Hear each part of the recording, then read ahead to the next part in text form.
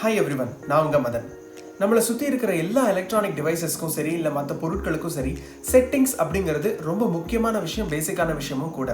Settings கரெக்டாக இருந்தால் தான் எந்த ஒரு பொருளுமே நம்ம நினைக்கிற அவுட்புட்டை நமக்கு கொடுக்கும். அது டிவியாக இருக்கட்டும், இல்லை ஆடியோ சிஸ்டமாக இருக்கட்டும், நம்மளோட மொபைல் ஃபோனாக இருக்கட்டும், இல்லை வேறு ஏதாவது ஒரு எலக்ட்ரானிக் கேஜெட்டாக இருக்கட்டும், செட்டிங்ஸ் கரெக்டாக இருக்கிறது அப்படிங்கிறது ரொம்ப ரொம்ப முக்கியமான விஷயம். ஸோ எந்த ஒரு பொருளை நம்ம காசு கொடுத்து வாங்கினாலுமே அதை பயன்படுத்துகிறதுக்கு நம்ம சில டைம் அதுக்கு ஸ்பெண்ட் பண்ண வேண்டியிருக்கு. ஒரு சில மணி நேரங்கள் நம்ம அதில் உட்காந்து அதை நோண்டி பார்த்து அதை தேடி கண்டுபிடிச்சி நிறைய செட்டிங்ஸ் அதெல்லாம் பார்த்து இதில் இந்த ஆப்ஷன்ஸ் எல்லாம் இருக்குங்கிறத கற்றுக்கிட்டு நமக்கு என்ன தேவைங்கிறத அந்த டிவைஸ்க்கு சொல்லி அந்த டிவைஸ் கிட்டேருந்து நம்ம அதுக்கான அவுட்புட்டை நம்ம வாங்கிக்கிறோம். ஆனால் பிறப்பிலிருந்தே நம்ம கிட்ட எல்லாருக்கும் பொதுவாக கொடுக்கப்பட்ட ஒரு மோஸ்ட் பவர்ஃபுல் டூல் இந்த வேர்ல்டு தான் நம்மளுடைய பிரெயின். அந்த பிரெயினுக்கு நம்ம பண்ண வேண்டிய முக்கியமான செட்டிங்ஸை கரெக்டாக பண்ணியிருக்கோமா அப்படிங்கிறது தான் கேள்வி. அப்படி உங்கள் எல்லார் பிரெயினுக்கும் நீங்கள் கண்டிப்பாக பண்ண வேண்டிய முக்கியமான அந்த 4 செட்டிங்ஸ் என்ன அப்படிங்கிறத தான் இந்த வீடியோவில் பார்க்க போகிறோம். Welcome to Madhan's voice. முதலாவதாக நம்ம பண்ண வேண்டிய முக்கியமான செட்டிங்ஸ், நமக்கான கோலை நம்ம மூளையில் செட் பண்ணுறது. இது ரொம்ப ரொம்ப முக்கியம். நீங்கள் எந்த விஷயத்த பண்ணுறீங்களோ இல்லையோ, ஆனால் நீங்கள் எதுக்காக ஓடுறீங்க அப்படிங்கிறது உங்கள் மூளைக்கு தெரியணும். அது நீங்கள் தெரியப்படுத்துறது தான் முக்கியமான first basic setting. For example, இப்போ நீங்கள் ஒரு ரேஸில் கலந்துக்கிறீங்க அப்படின்னா நீங்கள் எதுக்காக கலந்துக்கிறீங்க? நீங்கள் வின்னர் ஆகிறதுக்கு கலந்துக்கிறீங்களா, எக்ஸ்பீரியன்ஸ்க்காக கலந்துக்கிறீங்களா, இல்லை மற்றவங்க சொன்னாங்களேன்னு கலந்துக்கிறீங்களா? இது உங்கள் பிரெயினுக்கு தெரியணும். தெரிஞ்சாதான் உங்கள் பிரெயின் அதுக்கேற்ற மாதிரி அந்த விஷயத்தில் பெர்ஃபார்ம் பண்ண முடியும். ஃபார் எக்ஸாம்பிள், நீங்கள் ஸ்கூலில் படிக்கிறீங்க, நீங்கள் எக்ஸாம் எழுதுறீங்கன்னா நீங்கள் டாப்பர் ஆகிறதுக்காக படிக்கிறீங்களா, இல்லை பாஸ் ஆகிறதுக்காக படிக்கிறீங்களா? உங்களுக்கு என்ன தேவை, நீங்கள் எதை நோக்கி போகிறீங்க, அந்த கோல் என்ன அப்படிங்கிறத உங்கள் பிரெயின் கிட்ட தெளிவாக சொன்னாதான் நீங்கள் பண்ணுற விஷயத்தில் உங்கள் பிரெயின் உங்களுக்கு ஏற்ற மாதிரி எஃபர்ட்டை போட வைக்கும். நீங்களும் அதுக்கேற்ற மாதிரி அது கூட சேர்ந்து ஓடி உங்கள் கோலை அச்சீவ் பண்ண முடியும். ஸோ பேசிக்காக நீங்கள் என்ன பண்ண போகிறீங்க அப்படிங்கிறத உங்கள் பிரெயினுக்கு தெரியப்படுத்துறது ரொம்ப ரொம்ப முக்கியம். இதுதான் ஃபஸ்ட்டு பேசிக் செட்டிங். ரெண்டாவது நம்ம பார்க்க போகிற முக்கியமான செட்டிங் என்னன்னு பார்த்தீங்கன்னா, sticking to high level thinking. அதாவது பெருசாக யோசிக்கிறது. நாம் ஒரு விஷயத்தை எடுக்கிறோம், பண்ணணும்னு முடிவு பண்ணுறது எல்லாம் கரெக்டு. ஆனால் அது எவ்வளோ பெருசாக நம்ம பண்ண போகிறோம் அப்படிங்கிறத நம்ம மூளைக்கு திரும்ப திரும்ப சொல்லிக்கிட்டே இருக்கணும். அப்போ தான் நம்மளுடைய எண்ணங்கள் அதுக்கேற்ற மாதிரி மூளை உருவாக்க ஆரம்பிக்கும். ஃபார் எக்ஸாம்பிள், நான் படம் எடுக்கணுங்கிறது எல்லாருக்கும் இருக்கிற ஆசை தான். ஆனால் சங்கர் மாதிரி பிரம்மாண்டமாக படம் எடுக்கணும்னு யோசிக்கிற டைரக்டர்ஸால் மட்டும்தான் அந்த மாதிரி பிரம்மாண்டமாக எடுக்க முடியுது. மற்ற டைரக்டர்ஸால் முடியுதா? ஏன்னா அவங்க அந்த மாதிரி நினைக்கல. ஸோ நம்மளுடைய தாட் எவ்வளவு பெருசு, நம்மளுடைய தாட் எதை பற்றி இருக்குது, எவ்வளவு ஹை லெவலில் இருக்குங்கிறத பொறுத்து தான் நாம் பண்ணுற விஷயத்துலேருந்து கிடைக்கிற அவுட்புட்டும் அந்த அளவுக்கு ஹை லெவலில் இருக்க போகுது. ஸோ உங்களோட கெப்பாசிட்டி என்னங்கிறத இங்கே என்னைக்காவது யோசிச்சிருக்கீங்களா? இப்போது நீங்கள் நல்லா சூப்பராக சமைக்கிற ஒரு ஆளுன்னு வச்சுக்கலாம். உங்களுக்கு சமையல் சூப்பராக தெரியும். ஆனால் உங்களால் திடீர்னு ஒரு 100 பேருக்கு சமைக்க முடியுமான்னு கேட்டிங்கன்னா என்ன சொல்லுவீங்க? ஐயோ, 100 பேருக்கு நான் எப்படி சமைக்கிறது, ஆள் வச்சுக்கலாம். எடுத்த உடனே இந்த பதில் தான் வரும். ஏன்னா நீங்கள் இதுக்கு முன்னாடி அதை செய்யலை. செஞ்சு பார்த்தா தான் உங்களுடைய கெப்பாசிட்டி என்னங்கிறது உங்களுக்கு தெரிய வரும். நீங்கள் ஒரு தடவையாவது அந்த விஷயத்த பண்ணியிருந்தா தான் உங்களுக்கு அந்த கெப்பாசிட்டி என்னன்னு தெரிய வரும். இப்போ சமையல்காரங்க வராங்க, ஆளை வைக்கிறோன்னு வைங்க, அவங்க 100 பேருக்கு சமைக்கிறாங்க. அவங்களும் மனுஷங்க தானே, அவங்களால முடியுது. ஏன் உங்களால் முடியல? ஏன்னா நீங்கள் உங்களை நம்பலை. உங்களோட திங்கிங் லெவல் கம்மியாக இருக்குது. 5 பேர் 10 பேருக்கு தான் என்னால் முடியும், அதுக்கு மேலே என்னால் சமைக்க முடியாதுன்னு நீங்கள் உங்கள் மைண்டில் ஃபிக்ஸ் பண்ணிட்டீங்க. ஸோ இந்த ரெஸ்ட்ரிக்ஷனுக்கு காரணம் வேறு யாரும் கிடையாது, நீங்கள் மட்டும்தான். ஸோ நீங்கள் இதை ஃபார் எக்ஸாம்பிளுங்கிறதுக்காக நான் சமையல் விஷயத்தை எடுத்துக்கிட்டேன். நீங்கள் எந்த விஷயமா வேணால் எடுத்துக்கங்க. நீங்கள் உங்களோட கெப்பாசிட்டி என்னங்கிறத நீங்கள் தான் முடிவு பண்ணுறீங்க. உங்களை சுற்றி இருக்கிறவங்க முடிவு பண்ணலைங்கிறத நீங்கள் மறுபடியும் ரிமைண்ட் பண்ணணும். ஸோ இதை யார் சொன்னாலும் நீங்கள் நம்பினா மட்டும்தான் உங்கள் மூளை வேலை செய்யும். அதனால் உங்களோட திங்கிங் கெப்பாசிட்டி எப்படி இருக்கணுங்கிறத நீங்கள் முடிவு பண்ணுங்கள். அதை ஹை லெவலில் வச்சிங்கன்னா மட்டும்தான் உங்களோட அவுட்புட் ஹை லெவலில் வரும், இல்லைன்னா வேலைக்காகாது. மூணாவதாக நீங்கள் மூளையில் பண்ண போகிற முக்கியமான செட்டிங் என்னன்னு பார்த்தீங்கன்னா, அடிக்கடி ஒரு கேள்வியை உங்கள் மூளையை உங்களுக்குள்ளேயே கேட்டுக்க வைக்கிறது. அது என்ன அப்படின்னா, asking yourself why frequently.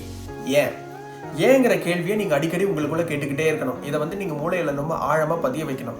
எந்த விஷயம் செஞ்சாலும் நம்ம இதை ஏன் செய்யணும், நம்ம இதை ஏன் செய்யணும், நம்ம இதை ஏன் செய்யக்கூடாது, இந்த மாதிரி ஒய் அப்படிங்கிற அந்த கேள்வி உங்களுக்குள்ள அடிக்கடி வந்துக்கிட்டே இருக்கணும். அது வந்தால் தான் உங்களுடைய கோல் என்ன அப்படிங்கிறது நீங்கள் மறக்காமல் அதிலிருந்து நீங்கள் வேற ட்ராக்குக்கு மாறாமல், இல்லை அதிலிருந்து நீங்கள் ஒரு அடி கூட பின்னாடி எடுத்து வைக்காமல் நீங்கள் சரியான பாதையில் உங்கள் லைஃப்பில் ட்ராவல் பண்ண முடியும். அதுக்கு முக்கியமான கேள்வி இந்த ஒய். இங்கே வந்து ஃபார் எக்ஸாம்பிள் எல்லாருமே இந்த நியூ இயர் ரெசல்யூஷன்லாம் எடுப்பாங்க, எல்லாம் கரெக்ட். இப்போ இன்னிலேருந்து நான் ஒரு விஷயம் பண்ண மாட்டேன்னு திருந்திடுவாங்க, கரெக்ட். இல்லை ஒருத்தருக்கு வந்து ஒரு ப்ராமிஸ் பண்ணி கொடுப்பாங்க, இனிமேல் அதை பண்ண மாட்டேன். இதெல்லாம் எல்லார் லைஃப்லையும் சகஜமாக நடக்கிறது தான். ஆனால் அது எவ்வளோ நாளைக்கு கண்டினியூ ஆகுது அப்படின்னு நீங்கள் யோசிச்சு பார்த்தீங்கன்னா ஒரு வாரமோ 2 வாரமோ இல்லை அதிகபட்சம் 1 மாதமோ, அதுக்கப்புறம் அந்த விஷயத்தையே மறந்துடுவாங்க. ஏன்னா வேற ஒரு கமிட்மெண்ட் வரும்பொழுது அப்படியே டைவர்ட் ஆகிடுவாங்க. இது ஹியூமன் நேச்சர். ஆனால் நீங்கள் ஒய் அப்படிங்கிற இந்த கேள்வியை வந்து நீங்கள் வந்து மூளையில் வந்து கேட்டுக்கிட்டே இருந்தீங்கன்னா அந்த பாதையிலேருந்து நீங்கள் தவறவே முடியாது. ஒரு பிஸ்னஸ் ஆரம்பிக்கிறீங்க, என்ன கோலுக்காக நான் இதை ஆரம்பித்தேன், எதுக்காக ஆரம்பித்தேன் அப்படிங்கிறத நீங்கள் பிஸ்னஸ் டவுன் ஆகும்போதும் ஸ்லோ ஆகும்போதும் உங்களுக்குள்ளே கேட்டுக்கிட்டே இருந்தீங்கன்னா நீங்கள் அந்த பிஸ்னஸ்லேருந்து வெளியே வரமாட்டீங்க. அதை எப்படி பெருசு பண்ணலாம், நான் எங்கே தவறு செஞ்சேன், எதனால் இப்படி நடந்தது, ஏன் வந்து நான் என்னோடய கோலை வந்து நான் நோக்கி நான் வந்து முன்னாடி ஒரு அடி எடுத்து வைக்க முடியல, எதுக்காக இந்த தடுமாற்றம், இது எல்லாம் நீங்கள் ரியலைஸ் பண்ண ஆரம்பிக்கிற அந்த ஸ்டார்டிங் பாயிண்ட் தான் உங்களுடைய இந்த வை அப்படிங்கிற அந்த ஒற்றை கேள்வி. இது நீங்கள் அடிக்கடி கேட்கறது தான் உங்களுடைய வளர்ச்சிக்கான ஒரு சூப்பர் சீக்ரெட். ஸோ இந்த 3வது செட்டிங்கை மறக்காமல் நீங்கள் கண்டிப்பாக ரொம்ப ஆழமாக உங்கள் பிரெயினில் செட் பண்ணியே ஆகணும். 4வதாக உங்கள் பிரெயினில் நீங்கள் பண்ண போகிற முக்கியமான செட்டிங் என்னென்னு பார்த்தீங்கன்னா ஃபோக்கஸ். நீங்கள் எந்த ஒரு விஷயத்தை பண்ணும்போதும் ரொம்ப ஃபோக்கஸ்டாக இருந்தால் மட்டும்தான் நீங்கள் அதில் கான்சன்ட்ரேட் பண்ணி அதில் நடக்கிற சரி தப்பு சிக்கல் எல்லாத்தையுமே நீங்கள் வந்து தெரிஞ்சுக்க முடியும், உணர முடியும். நீங்கள் ஒரு விஷயத்தை பண்ணுறீங்க அப்படிங்கிறது வந்து பெரிய விஷயம் கிடையாது. ஆனால் பண்ணுற விஷயத்தில் எப்படி எந்த அளவுக்கு தெளிவாக இருக்கீங்க, ஆழமாக இறங்குறீங்க, எந்த அளவுக்கு அதை முக்கியத்துவம் கொடுக்குறீங்க அப்படிங்கிறது தான் ரொம்ப ரொம்ப இம்பார்ட்டண்ட்டான விஷயம். இப்போ வந்து நம்ம வந்து ஸ்கூல்லேருந்து வீட்டுக்கோ இல்லை ஆஃபீஸ்லேருந்து வீட்டுக்கோ நடந்து வர்றது பெரிய விஷயம் கிடையாது. ஃப்ரெண்ட்ஸ் கிட்ட பேசிட்டே நம்ம கால் நேராக வீட்டுக்கு வந்து சேர்ந்துடும். நிறைய பேர் இதை வந்து நோட் பண்ணியிருப்பீங்க. அதுதான் சப்கான்ஷியஸ் மெமரி. நம்மளோட கான்ஷியஸ் மெமரி, அதாவது நம்மளோட ஃபோக்கஸ்டு விஷயம் வந்து நமக்கு வேற ஒரு விஷயத்தில் இருக்கும் பொழுது நம்ம இன்னொரு விஷயத்தை செய்யும் பொழுது அது சப்கான்ஷியஸ் மெமரி தான் வந்து நமக்கு வந்து அந்த இடத்துல சப்போர்ட் பண்ண போகுது. ஸோ நம்ம பிரெயின் வந்து சப்கான்ஷியஸ் பிரெயின் அந்த இடத்துல ஓவர்டேக் பண்ணிடுச்சுன்னா ஆட்டோமேட்டிக்காக கால் ஆஃபீஸ்லேருந்து நடந்து வீடு வந்து சேர்ந்துடும். ஆனால் வழியில் என்ன நடந்தது, யார் உங்களை கூப்பிட்டாங்க, வழியில் யாராவது உங்களுக்கு ஹாய் சொன்னாங்களா, உங்களுக்கு தெரிஞ்சவங்க யாராவது நீங்கள் பார்த்தீங்களா, இது எதுவுமே உங்கள் மூளைக்கு தெரியாது. ஏன்னா நீங்கள் கவனிக்கலை, உங்கள் மூளை வந்து அதை ஃபோக்கஸ் பண்ணலை. இதுதான் விஷயம்.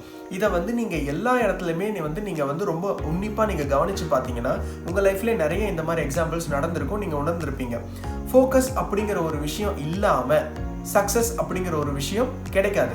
இது நீங்கள் எந்த ஃபீல்டாக வேணால் இருக்கட்டும், ஃபோக்கஸ் இல்லாமல் எனக்கு சக்ஸஸ் கிடச்சிது அப்படின்னு நீங்கள் சொன்னீங்கன்னா அதுக்கு சாத்தியமே கிடையாது. வேறு வாய்ப்பே இல்லாமல் ஃப்ளூக்கில் ஏதோ 1-2 இன்சிடென்ட் நடக்கலாமே தவிர நீங்கள் கோல் வச்சுக்கிட்டு நீங்கள் அதுக்காக நீங்கள் ஓடும் பொழுது ஃபோக்கஸ்டாக ஓடலைன்னா அது வந்து எந்த யூஸ்மே கிடையாது. உங்களுக்கு ரிசல்ட் அப்படிங்கிறது என்னன்னு பார்த்தீங்கன்னா நீங்கள் ஓடிக்கிட்டே தான் இருப்பீங்க, அந்த ஓட்டம் நிற்கவே நிற்காது. ஸோ நீங்கள் எந்த அளவுக்கு ஓடுறீங்கிறத விட நீங்கள் எதை நோக்கி ஓடுறீங்கிறத விட எவ்வளவு ஃபோக்கஸ்டாக நீங்கள் ஓடுறீங்க அப்படிங்கிறது தான் ரொம்ப ரொம்ப பவர்ஃபுல்லான ரிசல்ட்டை உங்களுக்கு கொடுக்கும். ஸோ ஃபோக்கஸை எப்போவுமே பிரெயினில் ஃபிக்ஸ் பண்ணிவிடுங்க. எதை பண்ணாலும் பி ஃபோக்கஸ்ட், எதை செஞ்சாலும் பி ஃபோக்கஸ்ட். இதுதான் 4 முக்கியமான செட்டிங்ஸ் நீங்கள் பிரெயினில் எப்போவுமே செஞ்சு வைக்கணும். இந்த 4 செட்டிங்ஸையும் உங்களோட மோஸ்ட் பவர்ஃபுல் டூலான உங்கள் பிரெயினில் நீங்கள் செஞ்சுட்டு அதை ஒரு 1 வீக் நீங்கள் இம்ப்ளிமெண்ட் பண்ணிவிட்டு அதோட ரிசல்ட்ஸ் என்னென்னு மறக்காமல் எனக்கு கமெண்ட் செக்ஷனில் சொல்லுங்கள். அண்ட் உங்களுக்கு பிடிச்ச விஷயங்கள் இது ரிலேட்டடாக வேறு ஏதாவது இன்ட்ரெஸ்டிங்கான கொஷின்ஸ் டவுட்ஸ் என்ன இருந்தாலும் நீங்கள் கமெண்ட் செக்ஷனில் என்கிட்ட வந்து கேட்கலாம். அண்ட் இந்த வீடியோவை பிடிச்சிருந்தா லைக் பண்ணுங்கள், உங்கள் ஃப்ரெண்ட்ஸ் அண்ட் ஃபேமிலியோட ஷேர் பண்ணுங்கள். அண்ட் மறக்காமல் மதன்ஸ் வாய்ஸ் சேனலை சப்ஸ்கிரைப் பண்ணுங்கள். அண்ட் அப்படியே பக்கத்தில் இருக்கிற பெல் ஐக்கானையும் கிளிக் பண்ணுங்கள். அடுத்த ஒரு சூப்பரான வீடியோவில் மறுபடியும் உங்களை சந்திக்கிறேன்.